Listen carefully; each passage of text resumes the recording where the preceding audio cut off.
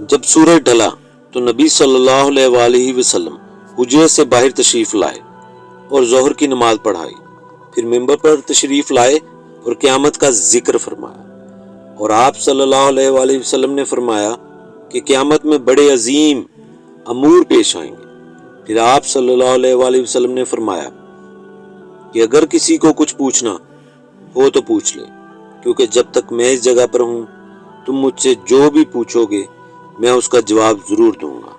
لوگ بہت زیادہ رونے لگے۔ آپ صلی اللہ علیہ وآلہ وسلم برابر فرماتے جاتے تھے کہ جو کچھ پوچھنا ہو پوچھو۔ عبداللہ بن حذافہ سہمے کھڑے ہوئے اور دریافت کیا کہ حضور صلی اللہ علیہ وسلم میرا باپ کون ہے؟ آپ صلی اللہ علیہ وآلہ وسلم نے فرمایا کہ تمہارے باپ حذیفہ تھے۔ آپ اب بھی برابر فرما رہے تھے کہ پوچھو کیا پوچھتے ہو؟ اتنے میں عمر رضی اللہ تعالیٰ عنہ ادب سے گھٹنوں کے بل بیٹھ گئے اور انہوں نے فرمایا کہ ہم اللہ تعالیٰ کے مالک ہونے، اسلام کے دین ہونے اور محمد صلی اللہ علیہ وآلہ وسلم کے نبی ہونے سے راضی اور خوش ہیں۔